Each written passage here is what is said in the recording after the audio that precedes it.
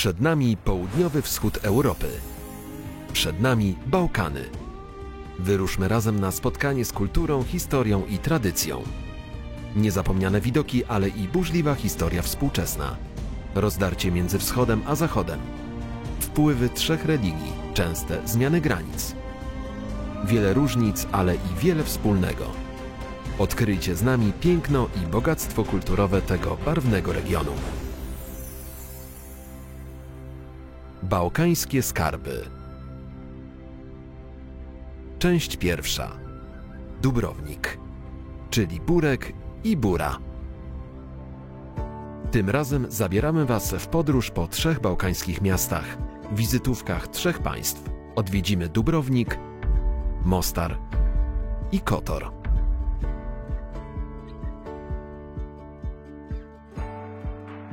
Na początek przed nami słynne chorwackie miasto Dubrownik.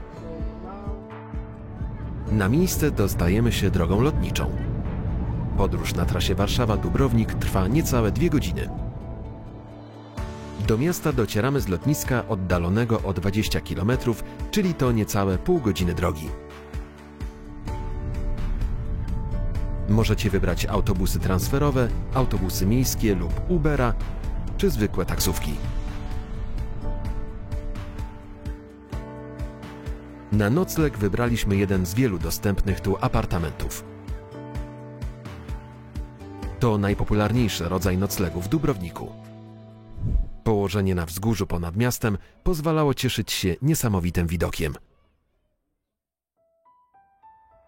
Dubrownik, znany niegdyś jako Raguza, to starożytne miasto nad Morzem Adriatyckim, położone w południowej części dzisiejszej Chorwacji.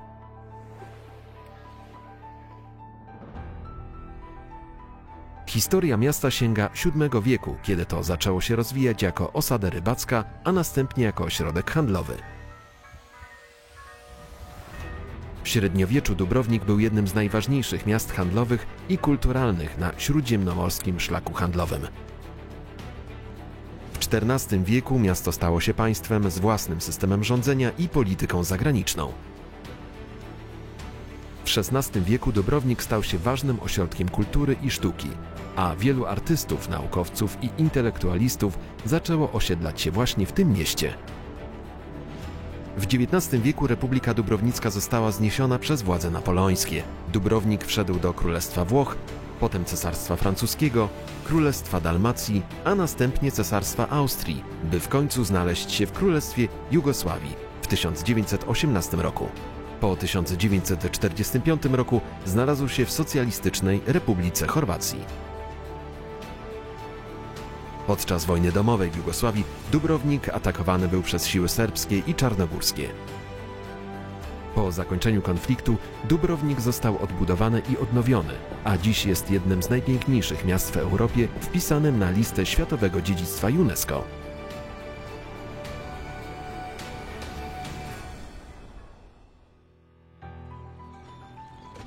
Będąc w Dubrowniku można także popłynąć z tutejszego portu na odległą o niecały kilometr wyspę Lokrum. Nie można na niej nocować, więc zwiedzanie tylko w dzień. Ponad miastem góruje wzgórze Srcz. Później Was tam zabierzemy.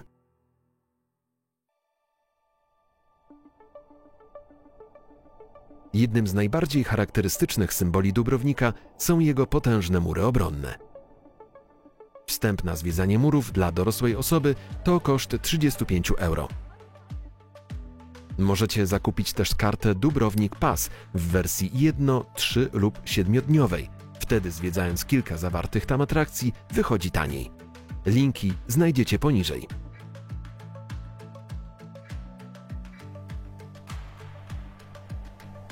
Historia murów obronnych Dubrownika sięga XV i XVI wieku, kiedy to miasto podczas swojego największego rozkwitu decydowało o ochronie swoich mieszkańców przed atakami wrogów.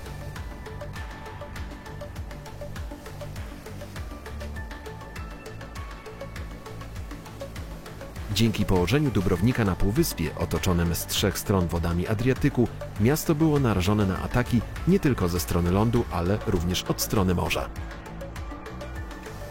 Mury obronne Dubrownika mają długość 1940 metrów i otaczają całą Starówkę. Koszmar z moich snów. Wysokość murów dochodzi do 25 metrów, a ich grubość wynosi nawet 6 metrów.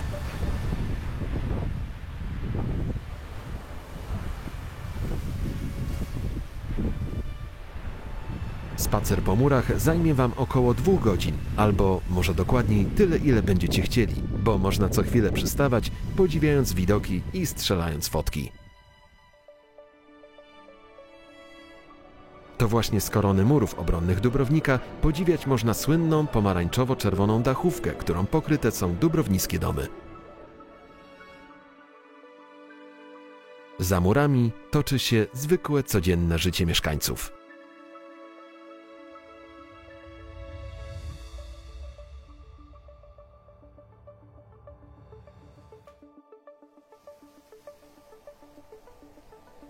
Podczas swojej długiej historii mury obronne Dubrownika odgrywały ważną rolę w obronie miasta przed najazdami i atakami wrogów.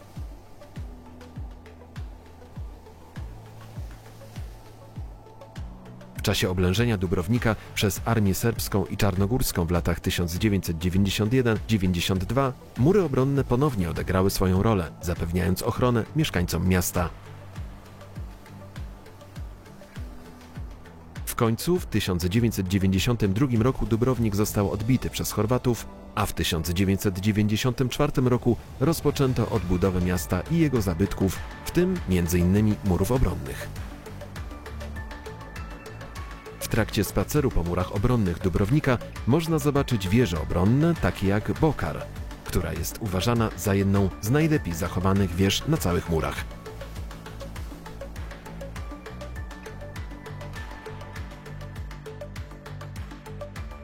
Słynna też jest wieża Minczeta, która jest najwyższą wieżą obronną w mieście.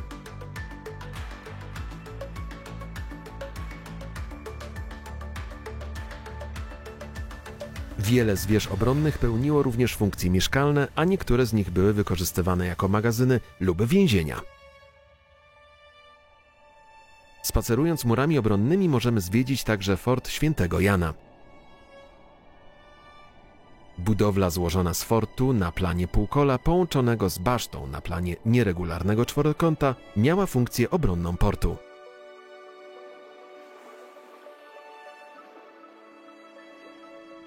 Obecnie fort Świętego Jana mieści Muzeum Morskie. Założone w 1949 roku muzeum jest jedną z największych tego typu placówek w Chorwacji. Oprócz prezentowania morskiej historii Dubrownika zajmuje się archeologią podwodną. Na wystawach prezentowane są modele statków handlowych, z których budowy słynął Dubrownik. Dokumenty oraz eksponaty wydobyte z dna morskiego. Jeśli spacerujesz murami poza sezonem, tak jak my, nie masz problemu z ogromną liczbą turystów. Podczas naszej kwietniowej wizyty było to umiarkowane. W sezonie jednak wybierz się na mury z samego rana, by mieć większy spokój. Kolejnym istotnym elementem fortyfikacji jest fort Rewelin, wzniesiony na przełomie XV i XVI wieku. W czasie jego budowy obowiązywał przepis, że każdy przybywający do Dubrownika drogą morską musi przynieść kamień o wadze własnego ciała. Jak widać, przyjezdnych było sporo.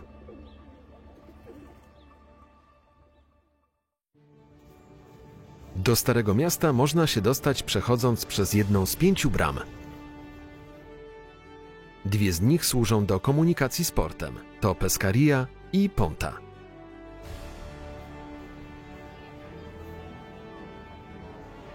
Brama Burze jest traktowana z niewielką sympatią, bo została wykonana dopiero przez Austriaków na początku XX wieku.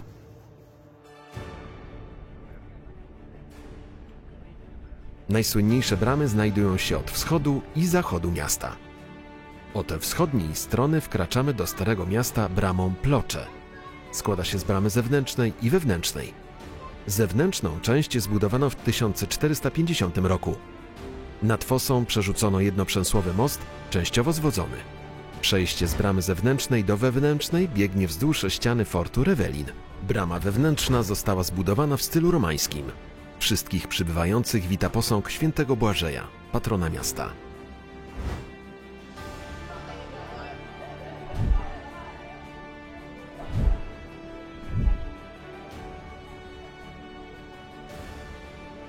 Przejście przez bramę Plocze szybko doprowadza nas do kamiennych schodów.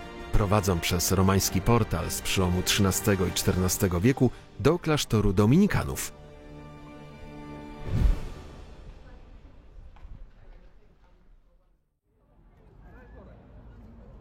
Na przeciwległej stronie miasta możemy wkroczyć do Starego Dubrownika od zachodu bramą Pile.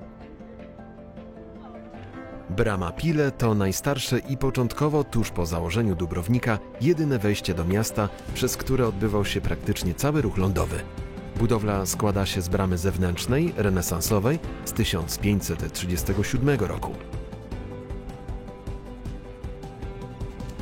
A następnie docieramy do bramy wewnętrznej, wzniesionej w stylu gotyckim w 1460 roku. Na lewo od wejścia, tuż za bramą, znajduje się mały Kościół Zbawiciela. Został on ufundowany w 1528 roku z wdzięczności za uratowanie miasta przed trzęsieniem ziemi w 1520 roku. Sam przetrwał wielkie trzęsienie w 1667 roku.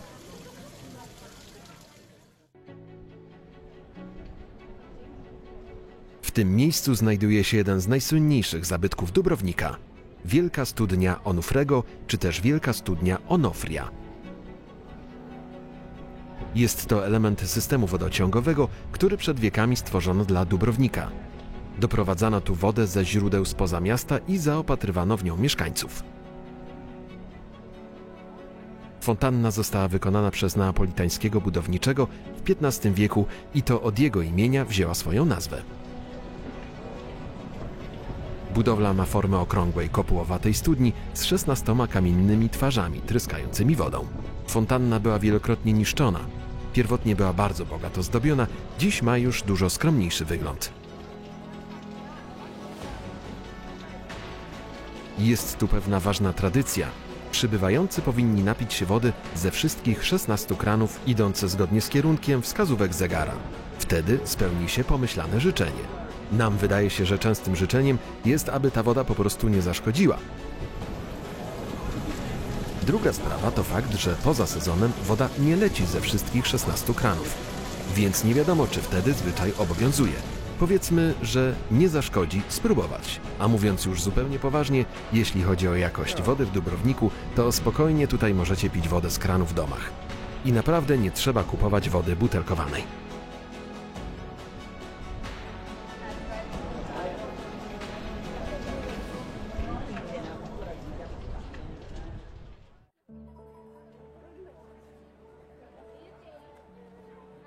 Zaraz obok kościoła Zbawiciela znajduje się rozległy klasztor franciszkanów.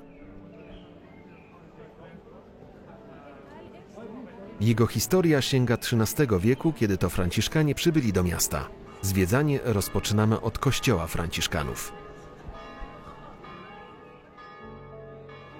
Został zbudowany w stylu romańsko-gotyckim. Jest to budowla jednonawowa o długości 44 metrów, szerokości 13 i wysokości 15 metrów.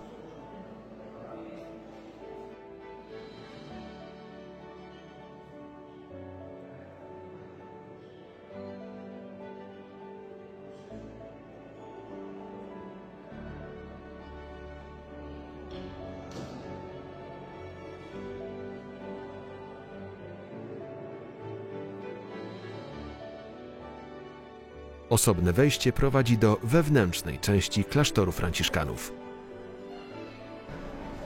Zapraszam Was do apteki. A dlaczego Łukasz zaprasza nas do apteki? Dowiemy się już za moment.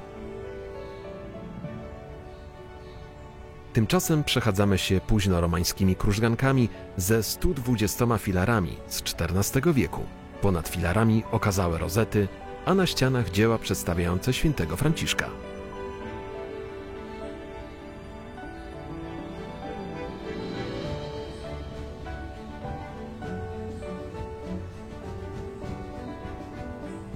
Krużganki otaczają najstarszy ogród w Dubrowniku. W nim roślinne odetchnienie od surowości murów. Są też i krzewy owocowe. Oaza spokoju w kamiennym otoczeniu. Wnętrza skrywają także bogato wyposażoną bibliotekę, która zawiera ponad 20 000 ksiąg. Ale jest tu też jeszcze inne, najsłynniejsze miejsce. W klasztorze franciszkanów w Dubrowniku znajduje się jedna z najstarszych aptek w Europie, założona w 1317 roku. Część muzealna pokazuje wygląd apteki sprzed wieków.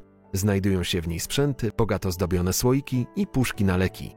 Współczesna część placówki działa do dziś.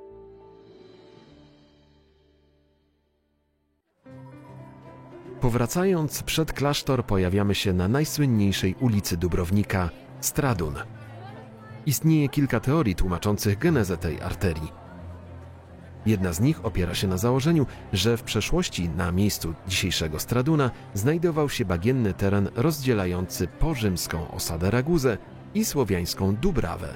W IX wieku teren ten został zasypany, spajając dwa niegdyś oddzielne twory. Funkcja Straduna ukształtowała się w XII wieku, a dzisiejszy wygląd uzyskał po katastrofalnym trzęsieniu ziemi w 1667 roku. Statut Republiki ściśle określał sposób zabudowy mieszkalnej. Według przepisów do domu miały prowadzić odpowiednie drzwi, parter przeznaczony był do handlu, a do magazynu wchodziło się od strony bocznej ulicy. Na pierwszym i drugim piętrze były pomieszczenia mieszkalne. Kuchnia i pomieszczenia gospodarskie miały być zawsze na poddaszu, co miało utrudnić rozprzestrzenianie się pożarów. W kolejnych wiekach Stradun stał się symbolem bogactwa i prestiżu. I nadal tak jest. Przechodząc przez jedynie niecałe 300 metrów, turyści są w stanie wydać majątek w niezwykle drogich tu licznych restauracjach czy sklepach.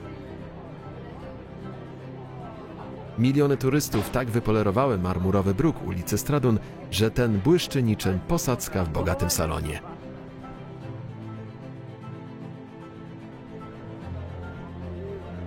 Wczesnym wieczorem, kiedy ruch turystów się nieco zmniejszy, miejscowe dzieciaki, nie zważając na cały ten prestiż, mają tu plac zabaw.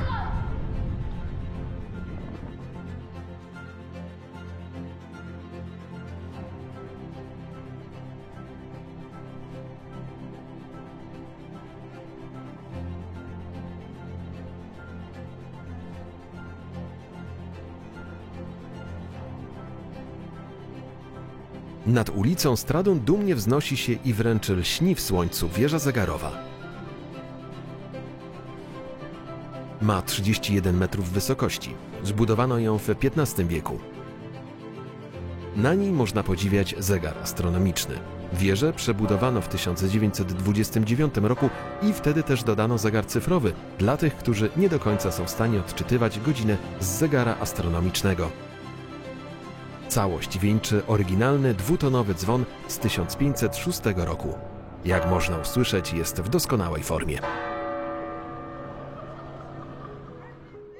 Tuż przy wieży zegarowej znajduje się kościół Świętego Błażeja, poświęcony patronowi miasta. Pierwotna świątynia została zbudowana w tym miejscu w XIV wieku. Wystawiona jednak została na trzęsienie ziemi, a następnie poważny pożar. Z oryginalnego wystroju w cudowny sposób przetrwała jedynie figura Świętego Błażeja z XV wieku. Według legendy, przed wiekami ówczesny pleban we wnętrzu świątyni ujrzał starca, który przedstawił się jako Święty Błażej. Wyjaśnił, że przybył, by ostrzec mieszkańców przed wielkim zagrożeniem ze strony Wenecjan. Pleban natychmiast udał się do Rady Miasta, by przekazać ostrzeżenie. Wenecjanie, widząc, że miasto szykuje się do obrony, zrezygnowali z ataku i opuścili wybrzeże.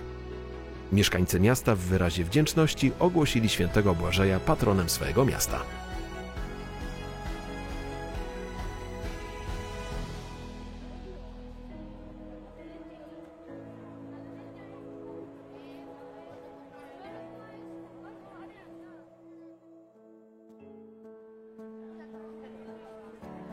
Przed kościołem Świętego Błażeja wznosi się niewysoka, choć bardzo ważna kolumna Rolanda. Powstała w XV wieku według projektu pewnego lombardzkiego rzeźbiarza. Miała symbolizować polityczną i ekonomiczną niezależność Dubrownika od Republiki Weneckiej. Miała zastosowanie nie tylko symboliczne, ale i praktyczne. Prawe przedramię rycerza było wzorcem tzw. dubrownickiego łokcia. to znaczy miary długości równej 51,2 cm. Przed kolumną ogłaszano także mieszkańcom obwieszczenia publiczne. Ale kolumna Rolanda była też kiedyś miejskim pręgierzem. Oszustów przywiązywano do niego na całe 12 godzin. Niestety podczas naszej wizyty sam Roland znalazł się za kratami.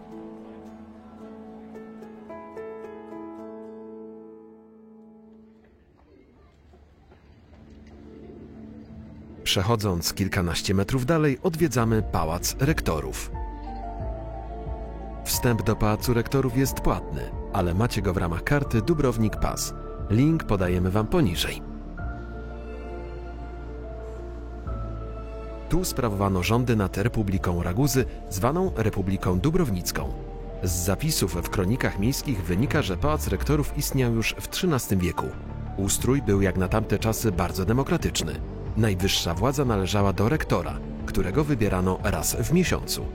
Na czas sprawowania urzędu rektor przenosił się do pałacu i przysięgał nie zajmować się żadnymi sprawami prywatnymi, by móc w pełni poświęcić się służbie miastu.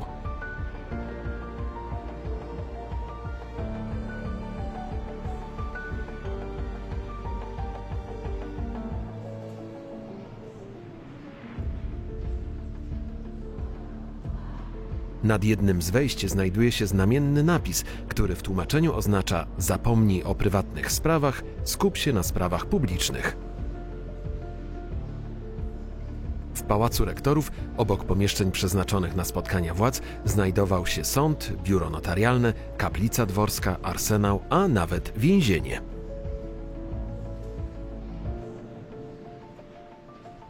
Aktualnie w pałacu mieści się Muzeum Miejskie.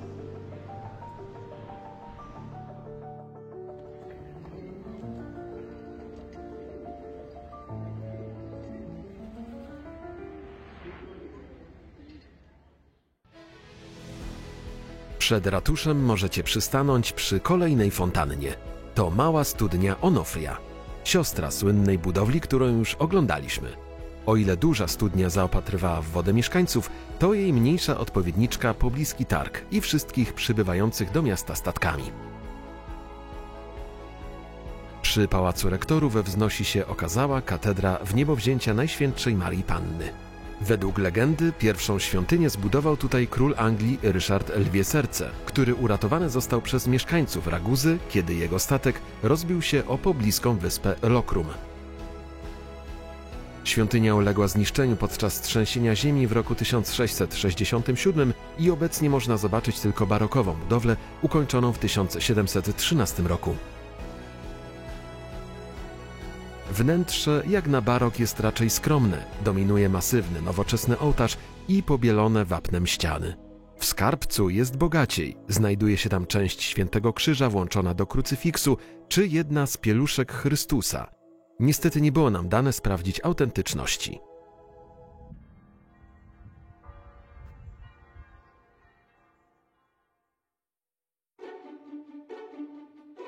Jak w każdym portowym mieście średniowiecznym, przez wieki stałymi mieszkańcami są koty. Zdają się ze stoickim spokojem przyglądać temu wszystkiemu, co się tu dzieje wokół. Przez lata chyba zaprzyjaźniły się z tłumami przyjezdnych. Albo może po prostu ich tolerują.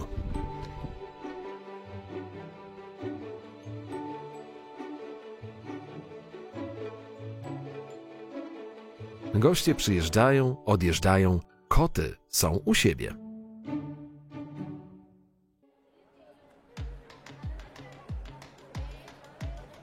Wychodzimy ponownie na uliczki Dubrownika. Można spacerować bez końca tym labiryntem. Jeszcze przed głównym sezonem udaje się znaleźć spokojne i zaciszne miejsca. Potem jest to dość trudne.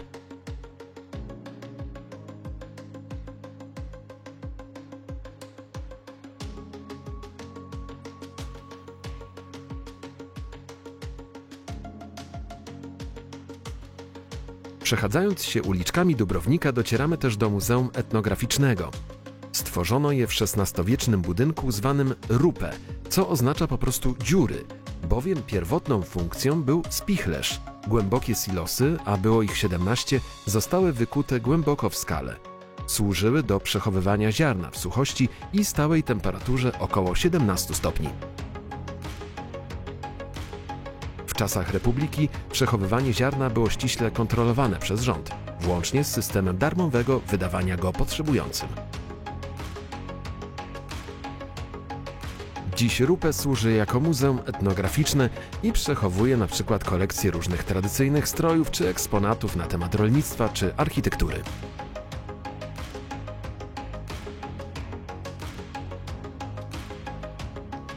Tu też dowiadujemy się, że tworzenie pisanek to także dubrownicki zwyczaj.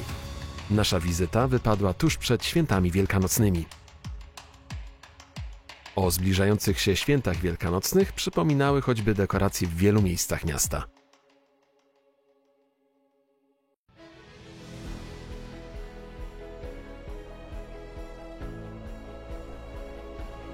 Nad miastem zdecydowanie panuje, bo posadowiony został na pewnym wywyższeniu kościół świętego Ignacego.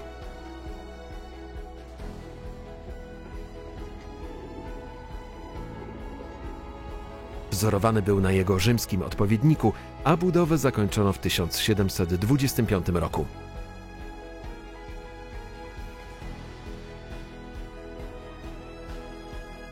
Kościół świętego Ignacego w Dubrowniku jest jednonawowy, z bocznymi kaplicami i półkolistą, podzieloną apsydą.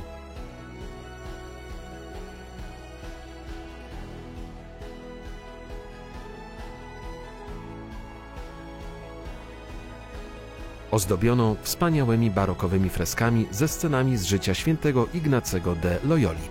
W dzwonnicy kościoła znajduje się najstarszy dzwon w Dubrowniku, odlany w 1355 roku.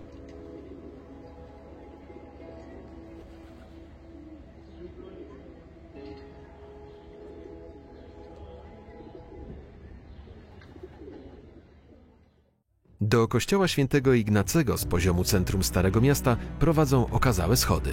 Dodają specjalnego efektu wizualnego całemu kompleksowi. W udany sposób naśladują atmosferę słynnych rzymskich schodów.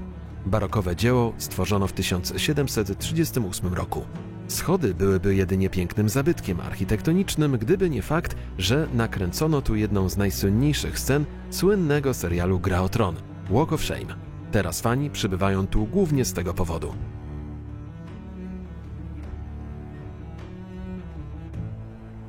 Producentom serialu spodobało się zresztą całe miasto. Wiele miejsc i zabytków Dubrownika znalazło się w Grze o Tron.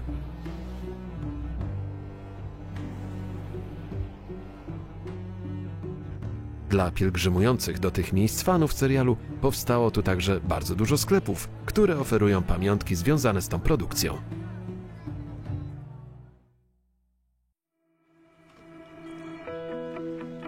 Prawdziwym jednak miejscem, które przyczyniło się do rozwoju miasta, jest port.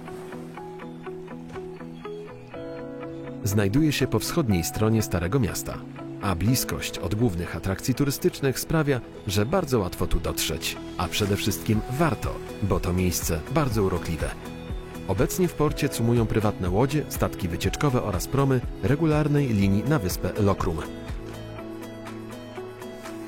W okresie Republiki Dubrownickiej od XIV do XIX wieku port był miejscem intensywnej wymiany handlowej.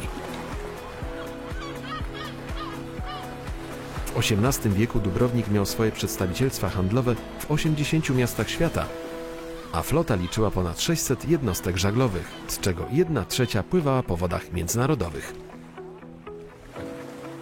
Istnienie portu zapewniało Dubrownikowi bogactwo i rozwój. Kres potędze morskiej, militarnej i ekonomicznej Dubrownika położyły dopiero decyzje Napoleona, które pozbawiły miasto suwerenności.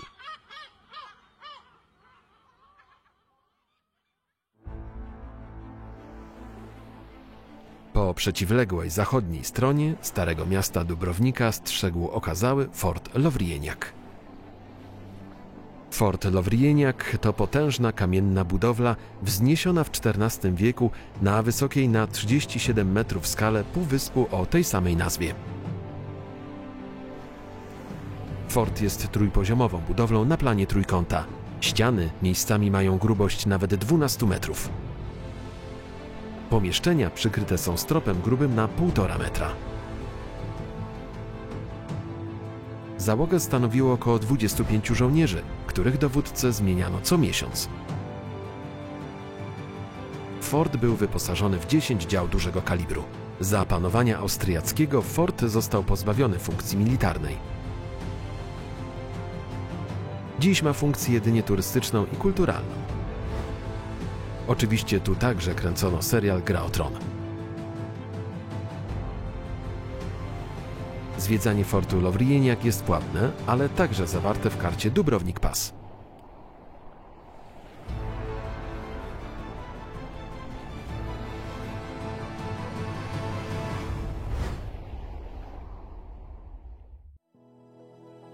Odwiedzając Dubrownik, nie można nie poznać jego życia nocnego. Już z daleka widać dumnie wznoszące się mury.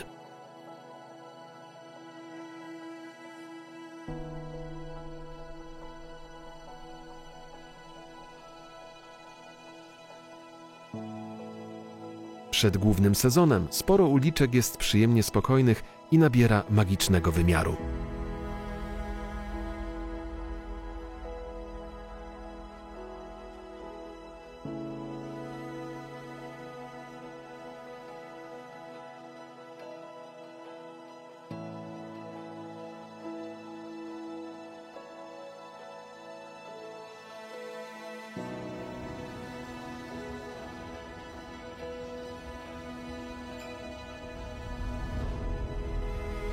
Zawsze jednak główne trakty i popularne miejsca tętnią życiem i muzyką z licznych klubów.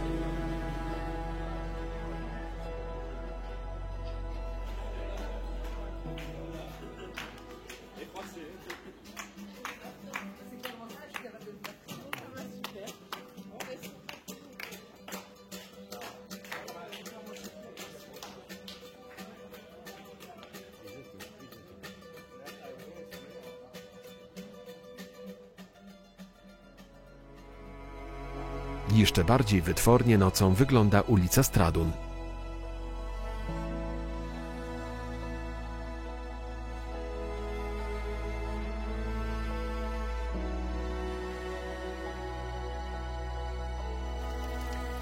Nawet nocą dostarcza wody wielka studnia Onofria. Elegancko i bogato prezentuje się Pałac Rektorów.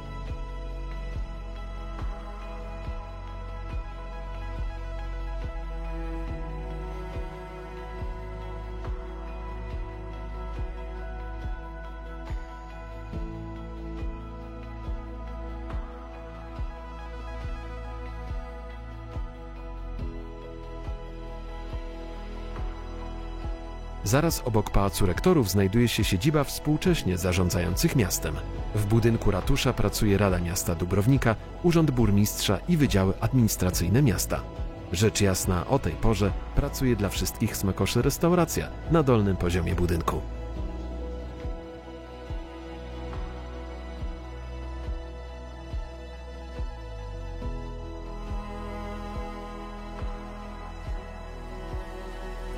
Nocny spacer uliczkami Dubrownika warto zakończyć w Starym Porcie.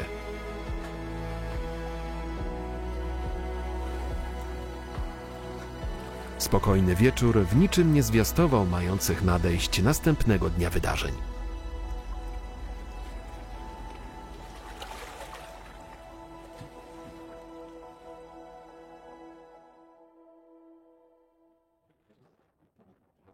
Radek, może powiesz, gdzie nas tym razem wywiało?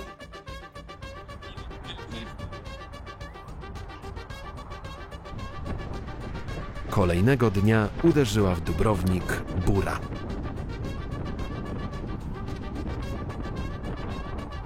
To słynny już i legendarny, bardzo silny wiatr.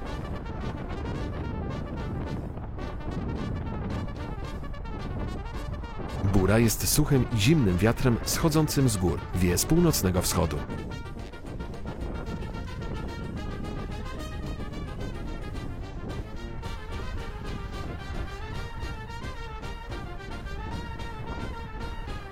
Zaleca się wówczas pozostanie w domach, jednak któż odpuściłby taką okazję, by poczuć burę na własnej skórze?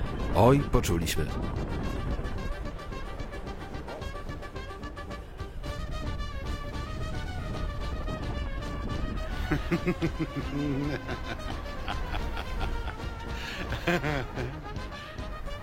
Zupełnie na poważnie jednak w czasie bór zamykane jest lotnisko, wstrzymywany jest ruch na mostach, nie wypływa się w morze.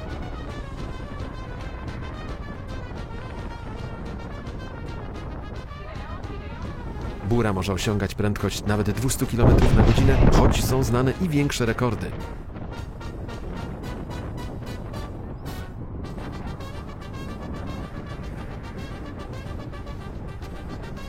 Charakterystyczna jest mgiełka podrywana w górę przez podmuchy z morza i osiadająca na lądzie. Efekt ten umożliwia produkcję jednego z najsłynniejszych przysmaków o nazwie paśki syr. Powstaje on z mleka owiec, które żywią się tak zasoloną trawą na chorwackiej wyspie Pag. Według ludowych wierzeń po 3. marcowej burze przychodzi wiosna. Może trafiliśmy właśnie na tę, bo w kolejnych dniach zrobiło się już o wiele ładniej.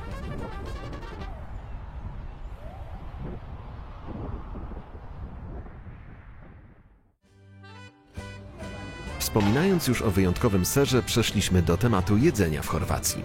W naszym codziennym menu podczas tego pobytu bywał burek.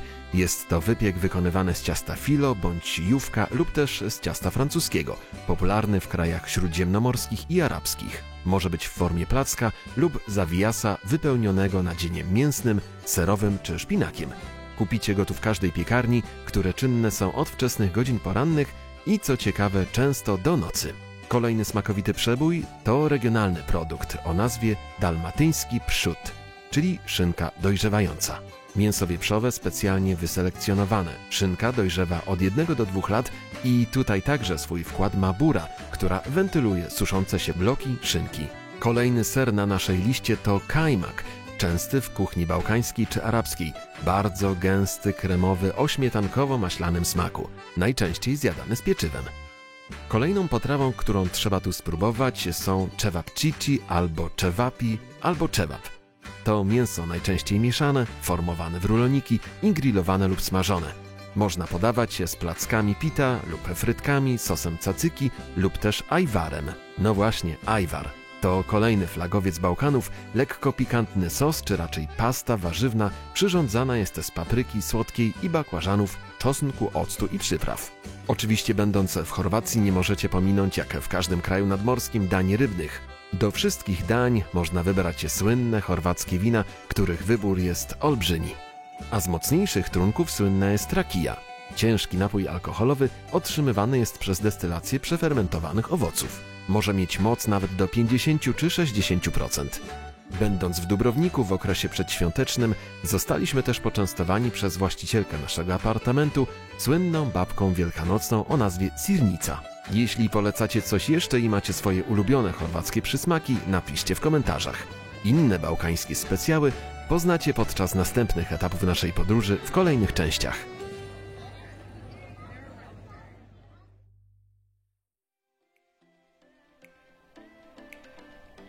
Chorwacja często wybierana jest przez turystów ze względu na ciepłe morze i możliwość plażowania. Dubrownik zdecydowanie nie jest plażowym kierunkiem, ale i tu można wypocząć w urokliwych miejscach. Tutejsze plaże to najczęściej małe, skaliste zatoczki. Ale jest też i ta najpopularniejsza, plaża Banje. Znajduje się po wschodniej stronie miasta, niedaleko od głównych atrakcji. Pod nogami drobny żwirek, czyste morze, no i ten piękny widok na mury Starego Miasta i wyspę Lokrum. Temperatura wody na początku kwietnia jeszcze nie zachęcała do kąpieli, choć w innych miejscach napotkaliśmy już na amatorów pływania w morzu.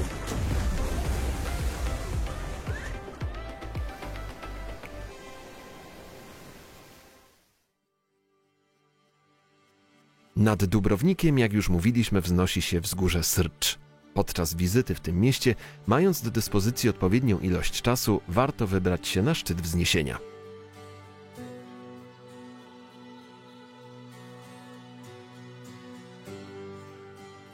Srcz mierzy 412 metrów nad poziomem morza.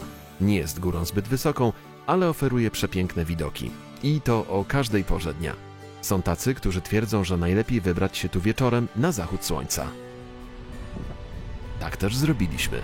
Na górę Syrcz możecie wybrać się pieszo, to odległość niecałych 3 km. Niektórzy mówią, że trasa zajmie 2 godziny.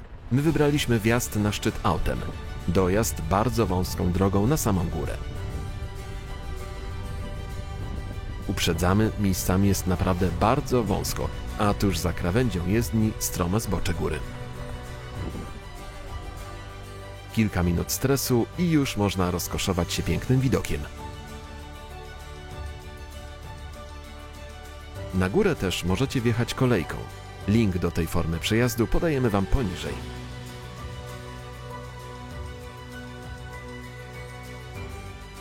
Będąc na wzgórzu Syrcz, w czasie dnia możecie zwiedzić Fort Imperial, który prezentuje historię wielu bitew stoczonych na tym wzgórzu. Lub też wybrać bardzo obleganą przez turystów restaurację z widokiem na miasto.